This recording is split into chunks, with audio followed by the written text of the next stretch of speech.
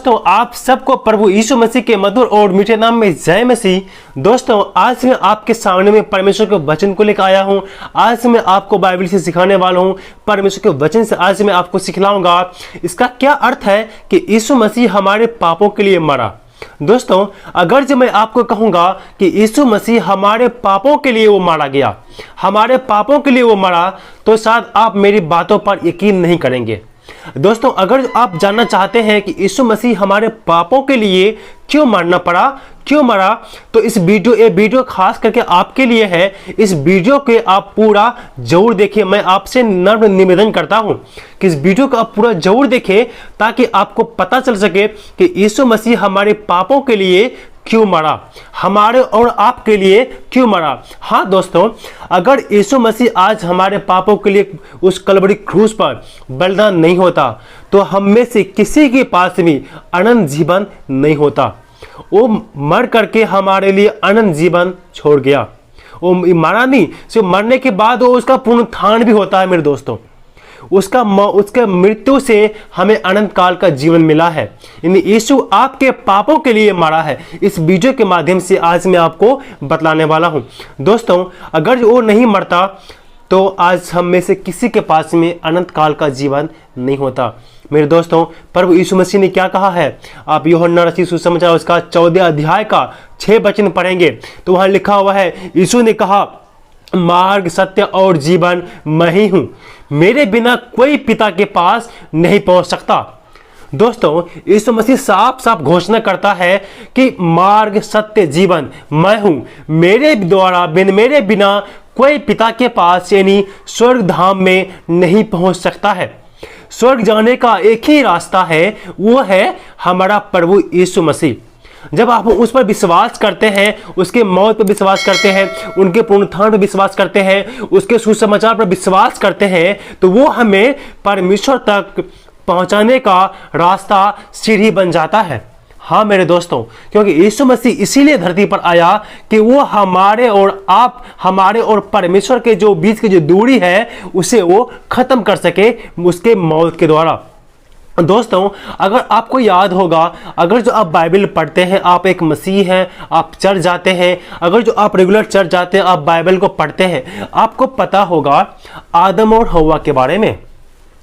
आदम और हव्वा के बारे में परमेश्वर ने पूर्व की ओर अदन में एक वाटिका लगाई थी। उस वाटिका को देखभाल करने के लिए आदम और हव्वा को भी परमेश्वर ने बनाया है। आप उत्पत्ति का जो दूसरा अध्याय उनको आप पढ़ेंगे तो आपको मालूम चलेगा कि आदम हव्वा को परमेश्वर ने बनाया है। आदम को अपने हाथों से बनाया है और हव्वा को उनके पत्नी के रूप में परमेश्वर ने बना करके उनके संग में रहने के लिए दिया है।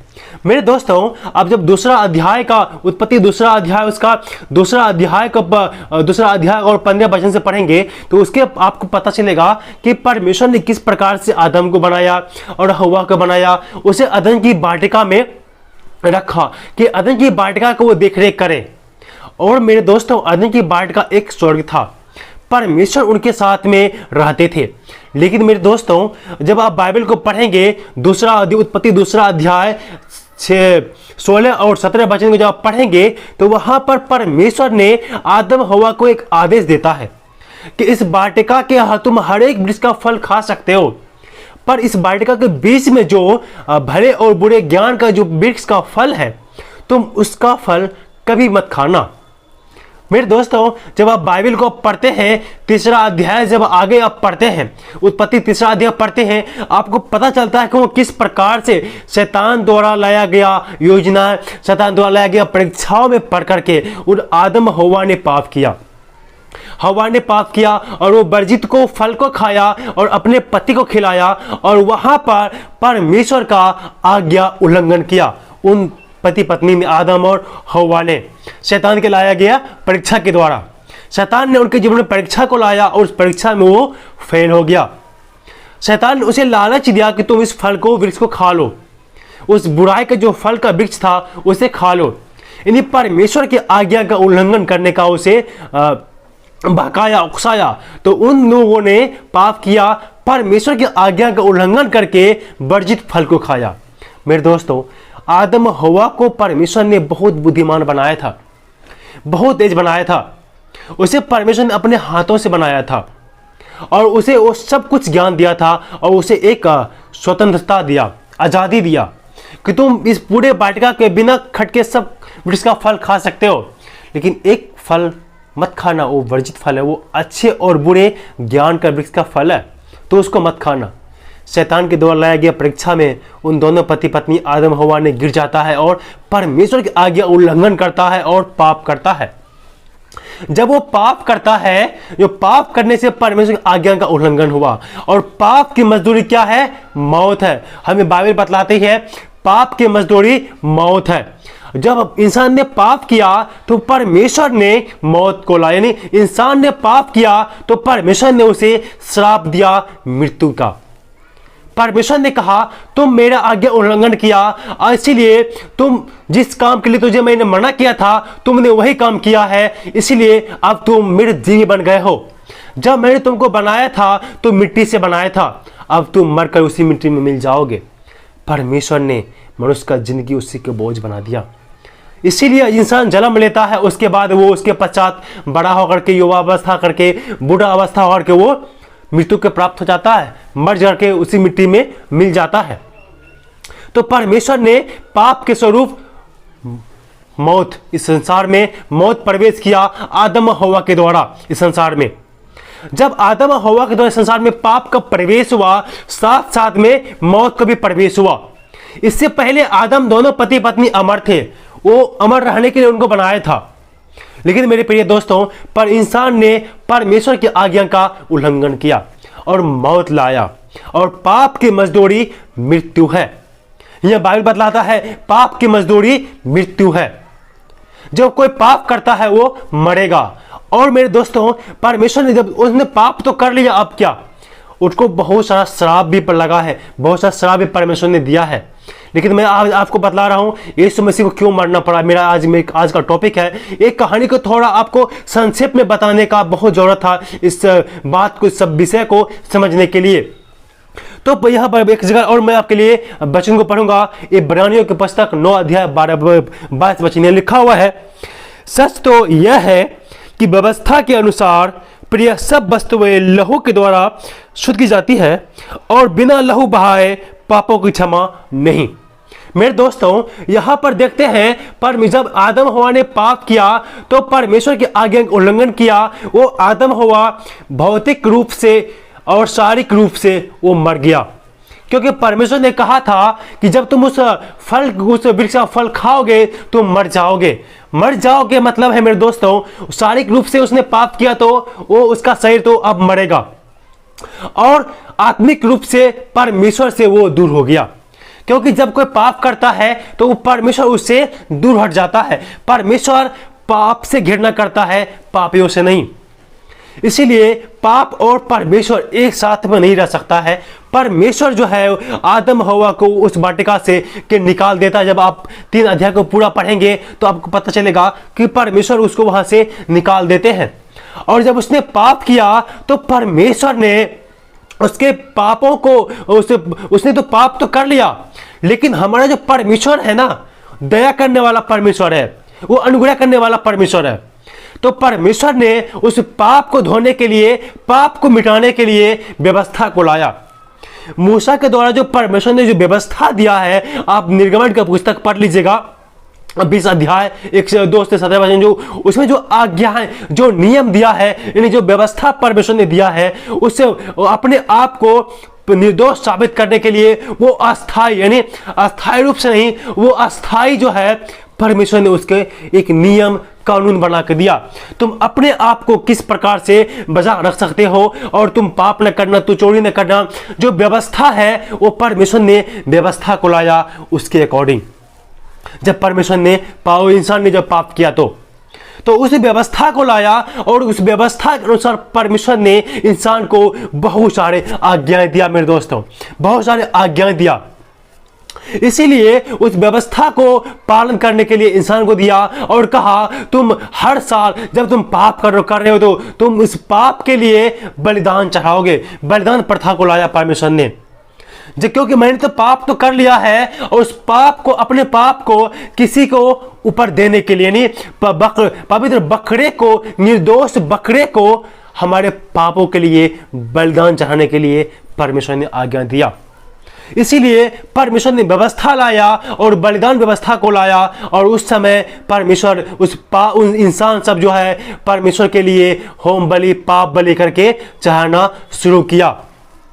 और वो व्यवस्था यीशु मसीह आने तक उन व्यवस्था के अधीन में सब कोई था, और व्यवस्था को उसने पालन किया। एक वचन और मैं आपके लिए पढ़ना चाहता हूं, यहां पर लिखा हुआ है, आप गलतियों की किताब पढ़ लीजिएगा, गलतियों के पुस्तक उसका 3 अध्याय 22 से 25। यह इस प्रकार से लिखा हुआ है, परंतु पवित्र शास्त्र ने सबको पाप के अधीन कर दिया, ताकि वह प्रतिज्ञा जिसका आधार प्रभु यीशु मसीह पर विश्वास करना है, विश्वास करने वालों के लिए पूरी हो जाए। पर विश्वास के आने से पहले व्यवस्था की अधीनता में हमारी रखवाली होती थी, और उस विश्वास के आने तक जो प्रकट होने वाला था हम उसी के बंधन में रहे। इसीलिए व्यवस्था मसीह तक पहुंचने के लिए हमारी शिक्षक हुई कि हम विश्वास से धर्मी ठहरे। परंतु विश्वास आ चुका है तो हम सब शिक्षक के अधीन न रहे, क्योंकि तुम सब उस विश्वास के द्वारा जो यीशु मसीह पर है परमेश्वर की संतान हो। इसलिए मेरे दोस्तों, परमेश्वर ने यीशु मसीह आने तक वो नियम, वो कानून, वो व्यवस्था को दिया, और व्यवस्था को अधीन कर दिया, और उस व्यवस्था में बहुत सारे आज्ञाएं, बहुत सारे नियम दिया। परमेश्वर प्रभु यीशु मसीह आने तक जो है सारे लोग जो भी यहोवा परमेश्वर में विश्वास करते थे वो व्यवस्था के अधीन में था। लेकिन मेरे दोस्तों, व्यवस्था को पूरा करने की शक्ति, सामर्थ्य किसी इंसान में नहीं था। किसी इंसान ने व्यवस्था को पूरा नहीं किया। उस बलिदान प्रथा जो हम पाप करते हैं, उस पाप को धोने के लिए निर्दोष बकरे का बलिदान करते थे पाप क्षमा के लिए। वो अस्थाई नियम कानून था परमेश्वर के ने हम लोगों को बना कर दिया था यीशु मसीह को आने तक। और जिस प्रकार से पाप क्षमा के लिए पुराने समय के लोग बलिदान चढ़ाते थे, उस बलिदान के द्वारा हमारा पाप मिटता था। लेकिन जो है मेरे दोस्तों, हम जब पाप किए हैं तो पाप के जो सजा मौत होता है, और जो मौत और बिना लहू बहाए पाप का छुटकारा नहीं होता है। इसीलिए परमेश्वर ने उस व्यवस्था को यीशु मसीह आने तक हमारा शिक्षक हुआ। वो व्यवस्था यीशु मसीह आने तक हमारा मार्गदर्शन किया। उस व्यवस्था के अधीन हम लोग चलते आते थे। लेकिन परमेश्वर ने योजना बनाया। उसने क्या किया? हमारे पापों को उसने हम पर अनुग्रह किया, और हमारे पापों को वो माफ करने का फैसला किया। और हमारे पापों को धोने के लिए पवित्र लहू चाहिए। उस बकरे का लहू से उस हमारा पाप नहीं धुल सकता था। उस व्यवस्था को हम इंसान पूरा नहीं कर सकते थे। इसीलिए परमेश्वर ने अपना एकलौता बेटा यीशु मसीह को संसार में भेजा कि उस व्यवस्था को, उस नियम को पूरा करके उस मेमने की जगह, उस बकरे की जगह प्रभु यीशु मसीह स्वयं का बलिदान चढ़ा करके उनके लहू द्वारा हमें पवित्र कर सके। इसीलिए प्रभु यीशु मसीह को संसार में, यानी परमेश्वर को, यीशु को अपने बेटे को संसार में भेजना पड़ा। और उस बकरे के स्थान पर परमेश्वर ने यीशु मसीह का बलिदान चढ़ाया। उसके बलिदान से हमारा सारा पाप जो है उसके वो धो दिया। प्रभु यीशु मसीह ने है उसके बलिदान से हमारा पाप को जो है वो मिटा दिया। इसीलिए हमारा पाप को धोने के लिए पवित्र लहू चाहिए था। वो पवित्र यीशु के अलावा, परमेश्वर के अलावा कोई पवित्र नहीं है संसार में। इसलिए मेरे दोस्तों, प्रभु यीशु मसीह इसीलिए मरा क्योंकि उनके बलिदान के द्वारा हमें वो अनंत जीवन मिल सके, अनंत जीवन मिल सके। एक जगह और मैं आपके लिए पवित्र वचन को मैं पढ़ना चाहूंगा। इफिसियों की पुस्तक उसका 2 अध्याय का 8 और 9 यह लिखा हुआ है, क्योंकि विश्वास के द्वारा अनुग्रह से ही तुम्हारा उद्धार हुआ है, और यह तुम्हारी ओर से नहीं वरन परमेश्वर का दान है, और न कर्मों के कारण ऐसा न हो कि कोई घमंड करे। इसीलिए मेरे दोस्तों, हमारे कर्मों के द्वारा ऐसा नहीं हुआ, परमेश्वर ने हम पर अनुग्रह किया। हम व्यवस्था के अनुसार हमारा उद्धार नहीं हो सकता था, इसीलिए अनुग्रह के द्वारा हम पर अनुग्रह किया। उस व्यवस्था को यीशु ने पूरा करके उस व्यवस्था के अधीन से हमें छुड़ा करके अनुग्रह के अधीन में लाया, और उसके नाम पर, यानी यीशु के नाम पर विश्वास करके हम जब विश्वास करते हैं तो हम क्या करते हैं, परमेश्वर का संतान बन जाते हैं। हम जो कोई यीशु में विश्वास करते हैं हम परमेश्वर का संतान बन जाते हैं। आप यूहन्ना 1:12 पढ़ लीजिएगा। यीशु मसीह में हम जब विश्वास करते हैं तो हमारे पापों को वो धो देता है, हमारे पापों को वो माफ कर देता है। इसीलिए परमेश्वर ने हमारा और आपका पापों का भार, हम जो पाप क्षमा के लिए बलिदान चाहते थे, उस बलिदान के रूप में, उस मेमने के रूप में यीशु मसीह स्वयं बलिदान हो गया। एक ही बार बलिदान हो गया उस शरीर में होकर के हमारा और आपका पाप को मिटाने के लिए। इसीलिए यीशु मसीह को बलिदान होना पड़ा, इसीलिए उस यीशु को बलिदान होना पड़ा मेरे दोस्तों। वो चाहता तो अपने आप को बचा सकता था, लेकिन वो हम जब पाप करते हैं तो परमेश्वर ने हमको अनुग्रह किया, हम पर अनुग्रह करके हमारा पाप को परमेश्वर ने माफ कर दिया। लेकिन उस पाप का जो कीमत है वो प्रभु यीशु मसीह चुकाया उस कलवरी क्रूस पर। इसीलिए हम व्यवस्था के नहीं, अनुग्रह के अधीन है, और हमारा जो पाप है, ये पाप का जो दंड है वो यीशु मसीह ने, हमारे और आपका जो पापों का भार है उसने, यीशु ने अपने ऊपर में लेकर के हमें उससे आज़ाद कर दिया। इसीलिए यीशु मसीह को इस संसार में आकर के उसको बलिदान होना पड़ा। उसके बलिदान से हमारा और आपका पाप मिटाया जाए। इसीलिए बाइबल बतलाती है हम मोल लिए गए हैं, पर वो यीशु मसीह ने हमें, उसने अपना लहू बहा करके हमें मोल खरीद लिया है। इसीलिए उसके नाम पर हम विश्वास करते हैं तो हमें पापों से मुक्ति मिलता है, हमें पापों से छुटकारा मिलता है। इसीलिए यीशु मसीह को मरना पड़ा, क्योंकि उसे पाप का जो है ना मोल चुकाना था, उसे पाप का जो दंड भुगतना था। जो आप और हम पाप किए हैं ना, उसे बकरे के स्थान पर यीशु मसीह को बलिदान चढ़ाया गया। इसलिए बाइबल में उसे मेमना कहा गया, वध होने वाला मेमना कहा गया मेरे दोस्तों। वो मेमना बनकर हमारा आपका पाप का भार उसने अपने ऊपर में ले लिया, उस व्यवस्था से हमें छुड़ा करके अनुग्रह के अधीन में कर दिया, और प्रभु यीशु मसीह ने हमारे आपके पापों का भार उसने अपने ऊपर ले लिया। इसीलिए आज हम जो यीशु में विश्वास करते हैं, बलिदान प्रथा को खत्म कर दिया। बलिदान हम अब नहीं चाहते हैं, पर यीशु मसीह ने उस बलिदान प्रथा को खत्म कर दिया और हमें अनुग्रह में ले आया। परमेश्वर ने हम पर दया किया है, हम पर अनुग्रह किया है। इसीलिए यीशु मसीह को हमारे पापों के लिए मरना पड़ा मेरे दोस्तों, इसीलिए मरना पड़ा। अब तो आप समझ गए ना यीशु हमारे पापों के लिए क्यों मरा मेरे दोस्तों।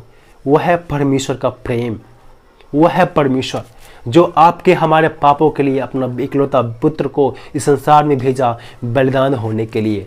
हम सब उसके नाम पर विश्वास करके हमें पाप से छुटकारा मिलता है, हमें पाप से आज़ादी मिलता है।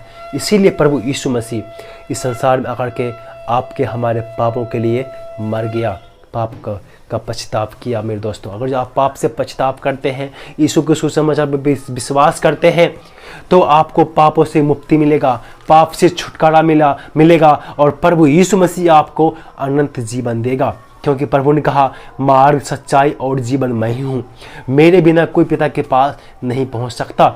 इसीलिए स्वर्ग से आया है प्रभु यीशु मसीह, और हमें और आपको स्वर्ग का रास्ता बताने के लिए, स्वर्ग का रास्ता दिखाने के लिए। प्रभु यीशु ने कहा कि परमेश्वर जो पिता परमेश्वर जो स्वर्ग में है हमसे बहुत प्रेम करता है। उस परमेश्वर के बारे में सुसमाचार देने के लिए यीशु मसीह संसार में आपको आया, और वो आपके पापों के लिए क्रूस पर बलिदान हो गया मेरे दोस्तों। इसीलिए वो आपके लिए बलिदान हुआ। इस वीडियो के माध्यम से परमेश्वर आप सबको आशीष दे। दोस्तों ये था इसका पहला पार्ट, इसका मैं दूसरा पार्ट भी लेकर आऊँगा। अगर जो आप लोग कमेंट करेंगे और इसके बारे में आप जानना चाहते हैं तो इसका मैं दूसरा पार्ट को लेकर के आऊँगा और आपको समझाने के लिए मैं और वीडियो इसी पार्ट का दूसरा पार्ट इसका मैं लेकर आऊँगा। उससे आप जरूर देखिए। उस वीडियो को देखने के लिए आप हमारे चैनल को सब्सक्राइब कर लीजिए, वीडियो को लाइक करके घंटा को दबा करके ऑल पर सेलेक्ट कर लीजिए, ताकि जब भी मैं वीडियो अपलोड करूं आपको नोटिफिकेशन मिल सके, आप परमेश्वर के वचन को सुन करके आत्मिक उन्नति, आत्मिक आशीष से पा सके। इस वीडियो के द्वारा परमेश्वर आप सबको आशीष दे।